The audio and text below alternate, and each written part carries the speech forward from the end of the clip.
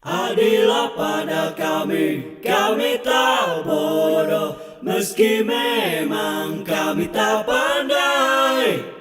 Tapi kami berjanji akan tetap mengkritik sesuai isi hati. Hei penguasa, ini kami rakyat jelata. Engkau ada untuk siapa? Hei penguasa, ini kami rakyat jelata. Mau sampaikan semua keluh kesah. Bekerjalah dengan hati, pakai empati. Jangan banyak intrik, apalagi bikin taktik. Bijaklah dalam membuat peraturan. Jangan sampai bikin aturan yang berat sebelah.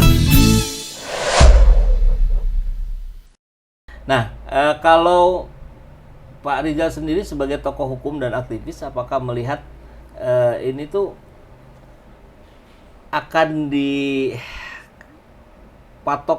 urusan pribadi Jokowi yang melakukan, kalau terbukti ijazahnya palsu sebagai seorang individu yang kebetulan menjadi presiden, ataukah akan ini menjadi melebar pada persoalan-persoalan yang lain, kebijakan utangnya, kemudian nepotismenya dan segala macam? Ya tidak bisa tidak gitu ya. Jokowi yang dipermasalahkan ijazahnya ini juga skripsinya bukan Jokowi pribadi dalam pengertian bukan siapa-siapa gitu kok. Kalau dia masih sebagai pengusaha mebel nggak penting gitu. Karena kenapa ini jadi penting? Karena dia adalah presiden, dia pernah jadi gubernur, dia pernah jadi wali kota, yang pasti menggunakan ijazah itu karena ijazah adalah syarat.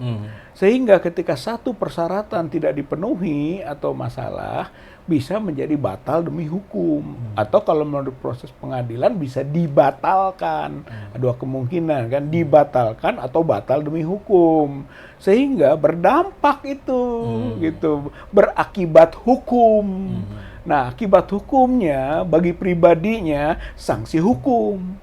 Gitu kan, memalsukan, menggunakan dokumen palsu gitu kan, atau menyuruh atau ikut serta gitu kan, membuat sesuatu dokumen menjadi palsu, itu pidana. Kalau itu kan ancamannya 6 tahun ya? Ada 263, 266 lah itu kan, itu 6 tahun gitu kan, bisa terkena padanya. Bahkan ada yang 10 tahun loh kalau itu kan, artinya tergantung gitu kan kualifikasi, apalagi dia pejabat dalam jabatan gitu kan, itu pribadi sanksi hukum. Tapi dalam konteks dampak atau akibat hukumnya yang bersifat tata negara, itu ada efek gitu. Kalau misalnya lagi menjabat, beda lagi. Kalau lagi menjabat gitu kan, ya dia dimakzulkan, impeachment karena tidak memenuhi syarat atau melakukan perbuatan tercela atau telah melakukan perbuatan pidana. Ada ini mantan nih. Karena sekarang mantan gitu kan. Mantan tentu saja menjadi dampak hukumnya adalah produk waktu dia masih menjabat sebagai presiden. Termasuk tadi kebijakan-kebijakannya. Ya, artinya kita kejar lagi nanti gitu kan, soal hutang luar negeri, soal investasi, soal pelanggaran hak asasi, soal korupsi gitu kan, baik dirinya maupun rezimnya. Itu berdampak itu gitu. Oleh karena itu agenda berikut gitu, itu agenda berikut yang berkaitan dengan aspek hukum. Mobil penyok, cat terkelupas, jangan panik, Mekarjaya solusinya. Kami spesialis bodywork dengan hasil rapi, presisi, dan tahan lama. Dari baret kecil sampai perbaikan besar, semua ditangani oleh teknisi berpengalaman. Lihat hasilnya, mobil kembali mulus seperti baru keluar dari showroom. Mau servis cepat dan terjangkau? Kunjungi bengkel Mekarjaya di dekat lampu merah Samsat Bandung. Gampang dicari. Harga bersahabat, kualitas terjamin. Yuk, buktikan sendiri. Mekarjaya, ahlinya bodywork. Di mekanisme hukum ada lagi. Kalau memang dia menyembunyikan itu kan informasi yang semestinya kita ada Komisi Informasi, Asas Keterbukaan Informasi Publik. Berarti yang disasar UGM. UGM. Jadi UGM ini akan menjadi juga pihak nanti gitu kan, yang akan kita adukan ke Komisi Informasi gitu. Tingkat pusat tentu saja, karena UGM adalah lembaga pusat gitu kan. Seperti kasus ITB lah. ITB juga begitu, pernah menyembunyikan informasi gitu kan soal Sirekap. Tapi kan dimenangkan oleh alumninya yang menggugat gitu kan, dan diperintahkan buka gitu, yang sekarang masih proses kan gitu. Masih proses ya? Maksudnya proses itu sudah inkrah. Udah inkrah, tinggal eksekusi. Eksekusinya itu adalah bagaimana pihak pemenang tuh alumni melakukan tekanan kepada ITB-nya sendiri yang sudah berganti rektornya.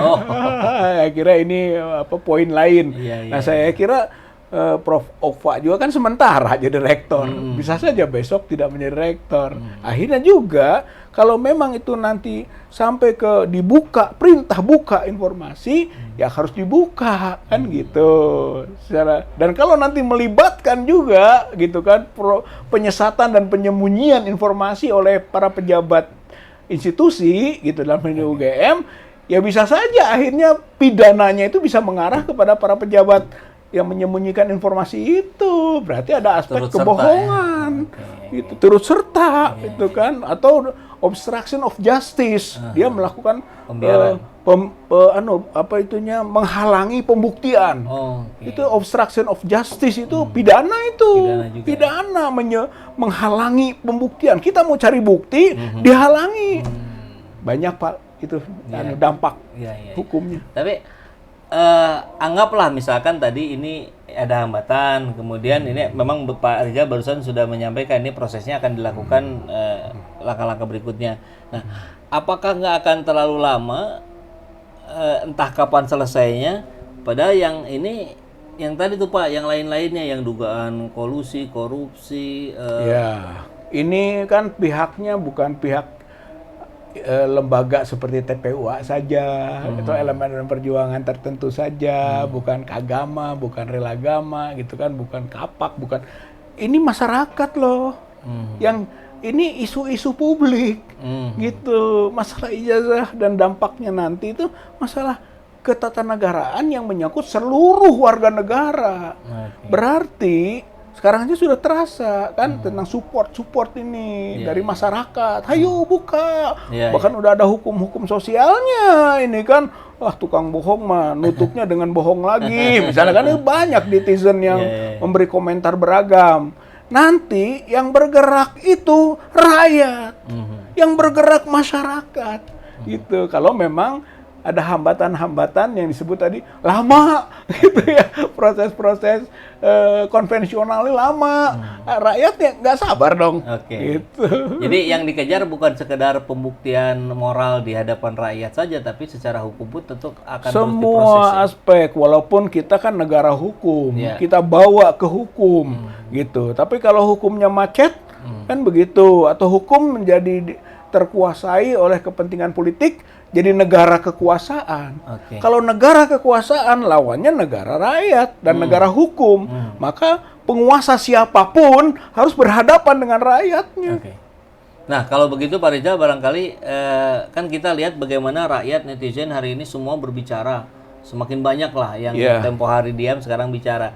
Barangkali ada apa yang bisa disampaikan Pak Rizal kepada masyarakat yang sudah mulai menyadari ada kebohongan besar, yang penuh kejanggalan, tapi masih bingung, saya mesti ngapain? Ya, artinya tetap saja kebersamaan, gitu, bahwa apa yang sedang diperjuangkan ini, gitu kan, adalah kepentingannya kepentingan bersama, gitu, bukan kepentingan institusi atau kelompok-kelompok atau tokoh-tokoh, gitu kan, nggak ada hubungan dengan kepentingan itu. Bahkan sebagian besarnya mah tidak ada orientasi jabatan atau kekuasaan, gitu kan. Yang penting wibawa UGM harus dipulihkan, kan begitu kata alumninya sendiri kan. Kenapa Rismon begitu gencarnya? Ini demi kecintaannya kepada UGM. Saya alumni katanya, saya nggak mau UGM jadi pembohong atau pelindung orang bohong, gitu kan, gitu kasarnya. Jadi yang sedang kita perjuangkan adalah kepentingan bersama.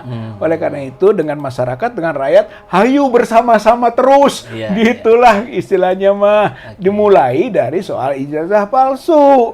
Mari kita bergeser bongkar korupsi-korupsi gede dan korupsi-korupsi dilakukan oleh para pejabat-pejabat di masa rezim Jokowi dan mungkin saja diteruskan.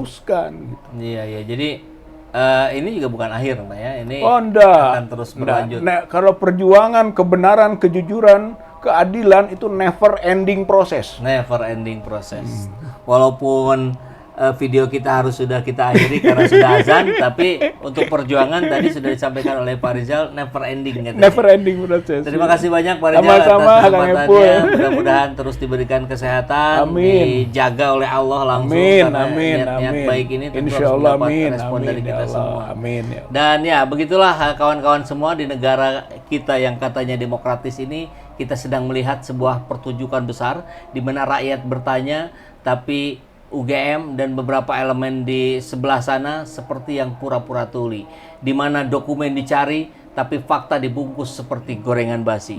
Apa yang dilakukan oleh Pak Rizal Fadila dan kawan-kawan saya kira bukan sekedar untuk meminta klarifikasi, tapi ini adalah bentuk perlawanan elegan terhadap kesewenangan yang dibungkus oleh pencitraan. Apakah ijazah Jokowi asli? Mungkin waktu yang akan menjawab. Tapi satu yang pasti, ketakutan mereka pada pertanyaan itu justru menjadi petunjuk yang paling jujur. Sampai jumpa di episode berikutnya. Tetap waras, tetap kritis, dan jangan pernah lelah menertawakan kebohongan sambil menyodoknya dengan logika. Assalamualaikum warahmatullahi wabarakatuh. Waalaikumsalam warahmatullahi wabarakatuh.